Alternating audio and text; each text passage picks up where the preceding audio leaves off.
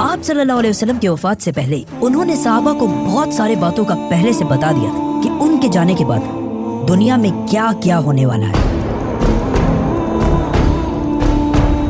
एक दिन हजरत उमर रज़ी अल्लाह ताला बाकी सहाबा के साथ आप सल्लल्लाहु अलैहि वसल्लम के पास मस्जिद नबवी में बैठे हुए थे कि अचानक एक बहुत ही रोबदार और हैंडसम आदमी मस्जिद में दाखिल हुए। उनके कपड़े एक्सट्रीमली वाइट और बाल बिल्कुल ब्लैक थे। उस दिन से पहले उन्हें मदीना में किसी ने भी नहीं देखा, मतलब वो मदीना के रहने वाले नहीं थे और उनके कपड़ों और बालों से बिल्कुल ऐसा नहीं लग रहा था कि वो कहीं दूर से ट्रैवल करके मदीना आए। मस्जिद में बैठे सारे सहाबा इस शख्स को गौर से देख रहे थे। वो आदमी सीधा मस्जिद नबवी के अंदर आया और आके रसूलुल्लाह सल्लल्लाहु अलैहि वसल्लम के बिल्कुल सामने बैठ गया और कहा, ए मोहम्मद, मुझे इस्लाम के बारे में बताएं। इस आदमी के जाने के बाद आप सल्लल्लाहु अलैहि वसल्लम ने सहाबा से पूछा कि क्या तुमने इस शख्स को पहचाना? ये जिब्रील अलैहिस्सलाम थे और तुम्हें तुम्हारा दीन सिखाने के लिए आए।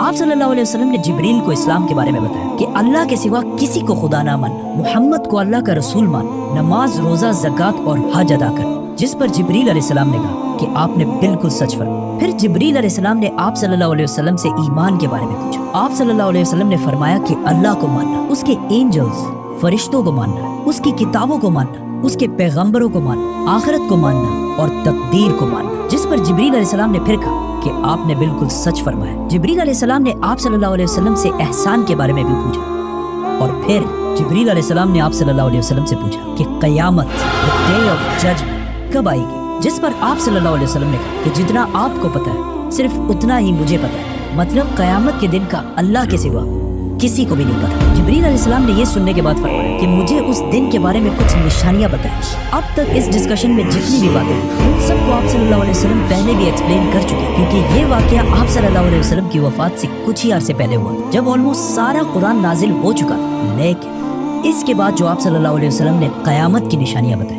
वो इससे पहले किसी को भी पता नहीं। और इन निशानियों का ताल्लुक सहाबा से ज्यादा हमसे है, क्योंकि जो निशानियां आप सल्लल्लाहु अलैहि वसल्लम ने बताई वो सहाबा ने अपनी जिंदगी में पूरे होते नहीं देखी, बल्कि वो निशानियां आज हम देख रहे हैं। Which means जिब्रील अलैहिस्सलाम सिर्फ सहाबा को नहीं बल्कि आज के मुसलमानों को भी क़यामत की बहुत इंपॉर्टेंट निशानियां सिखाना चाहते हैं। आप सल्लल्लाहु अलैहि वसल्लम ने जिब्रील अलैहिस्सलाम को जवाब दिया कि जब एक लौंडी अपने मालकन को जन्म देगी, जिसको बहुत सारे स्कॉलर्स समझते हैं कि जब औलाद अपने वालिदैन को गुलाम समझेगी, और जब ये नंगे पैर गरीब शेफर्ड्स, चरवाहे एक दूसरे से लंबी बिल्डिंग्स बनाने में कंपटीशन, मुकाबला करेंगे। जिब्रील अलैहिस्सलाम ने फिर कहा कि आपने बिल्कुल सच फरमाया और उठकर वहाँ से चले गए। आप सल्लल्लाहु अलैहि वसल्लम ने सहाबा को भेजा कि कोई जाकर इस आदमी को ढूंढे, लेकिन उस दिन के बाद ये आदमी किसी को भी नहीं दिखा।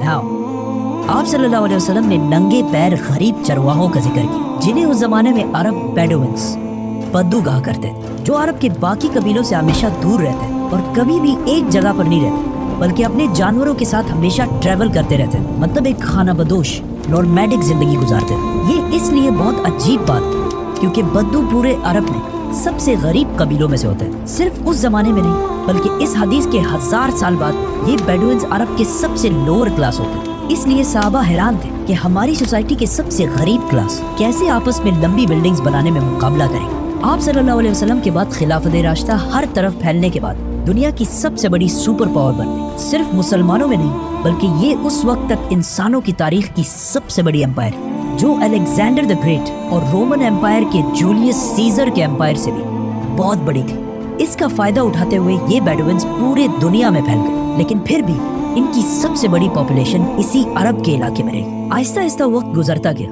और इनका कल्चर बिल्कुल भी नहीं बदला। ये बेडुइन्स उसी तरह अपनी जिंदगी गुजारते रहे। आखिर 1000 साल बाद उस्मानिया खिलाफत के आखिरी जमाने में दुनिया पुराने तरीकों से एक नई इंडस्ट्रियल एज की तरफ बढ़ गई। तो आखिर उस्मानी खलीफा सुल्तान अब्दुल हमीद मुसलमानों को भी मॉडर्न दुनिया की तरफ लाने के लिए बहुत स्ट्रॉन्ग रिफॉर्म्स की और पूरी एम्पायर में बहुत सारे प्रोजेक्ट शुरू किए, जिसमें इस्तांबुल से मदीना तक एक ट्रेन भी बनाई गई। लेकिन इस ट्रेन के रास्ते में हमेशा एक बहुत बड़ी रुकावट थी, यही बेडुइन्स, क्योंकि इन्हीं बेडुइन्स इससे बहुत साल पहले 1757 में 20,000 हाजियों को शहीद भी किया, जिसके बाद उस्मानिया सल्तनत इनके कल्चर को चेंज करने लगी और इन्हें खाना बदोश नॉर्मैडिक जिंदगी से एक परमानेंट इलाके में सेटल करने की कोशिश की। लेकिन बेडुइन कबीले उस्मानिया सल्तनत के इन रिफॉर्म से बिल्कुल भी खुश नहीं थे और आखिर सऊदी अरब के पहले बादशाह इब्ने सऊद ने बेडुइन्स को यूनाइट करके ऑटोमन एम्पायर के खिलाफ एक फौज बनाई और फिर ब्रिटिश की मदद से इस पूरे इलाके को फतह कर लिया, जिसे आज हम सऊदी अरेबिया कहते हैं। और कुछ सालों बाद इन इलाकों से ऑयल, तेल डिस्कवर होने के बाद यही बेडुइन्स, जिनकी इससे पहले कोई औकात नहीं, अब दुनिया के सबसे रिच लोगों में से बने और इनमें से बहुत सारे मिलियनियर्स और बिलियनियर्स भी सामने आए। लेकिन तेल डिस्कवर होने के बाद इन सारों को पता चला कि ये ऑयल हमेशा के लिए नहीं रहती, बल्कि एक दिन बहुत जल्द खत्म होने वाली है, जिसके साथ इनकी सारी लग्जरीज भी खत्म हो जाएंगी। तो सबसे पहले दुबई के बादशाह शेख मोहम्मद बिन राशिद, जो एक बेडुइन बद्दू कबीले से हैं, जिन्होंने एक बार खलीज टाइम के इंटरव्यू में खुद ये कहा है कि उन्हें बेडुइन कबीले से होने पर फख्र है। उन्होंने दुबई को ऑयल से निकालकर टूरिज्म और बिजनेस की तरफ लाया और बहुत तेजी से कुछ ही सालों में दुबई दुनिया की बेस्ट सिटीज में से बन गई। और फिर कुछ सालों बाद दुनिया की सबसे लंबी बिल्डिंग बुर्जुल खलीफा भी दुबई में बनाई गई। ये अब तक इंसानों की बनाई हुई सबसे बड़ी बिल्डिंग थी। इससे पहले एक जमाने में, आज से 4500 साल पहले, इजिप्ट में फिरौनों के बनाए हुए pyramids, specifically the pyramid of Giza, इंसानों की बनाई हुई सबसे बड़ी बिल्डिंग और दुनिया की सबसे बड़ी बिल्डिंग होने का ये टाइटल इस पिरामिड के पास 3800 साल तक रहा।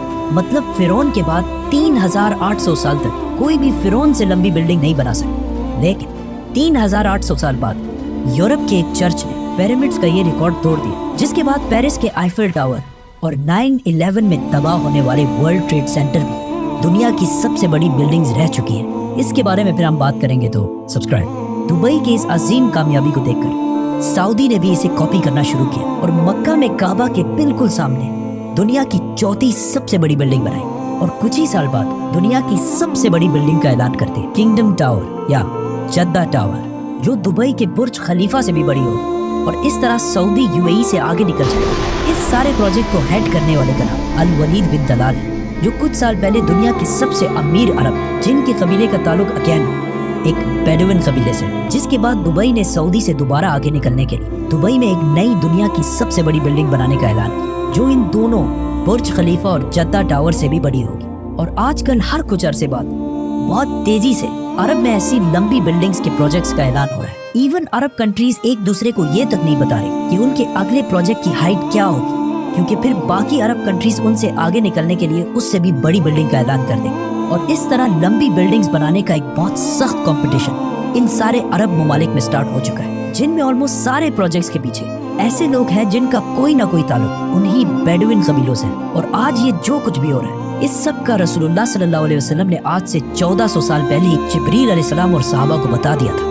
कि एक दिन ये बेडुइन्स, जो आज नंगे पैर और बहुत ही गरीब शेपर्ड्स, चरवाहे हैं, वो एक दूसरे से लंबी बिल्डिंग्स बनाने में मुकाबला करें। और ये क़यामत की इतनी इंपॉर्टेंट निशानी कि जिब्रील अलैहिस्सलाम खुद मुसलमानों को ये सिखाने आए थे। और आज रसूलुल्लाह सल्लल्लाहु अलैहि वसल्लम के बताए हुए इस निशानी को हम अपने आंखों के सामने पूरा होते देख रहे हैं।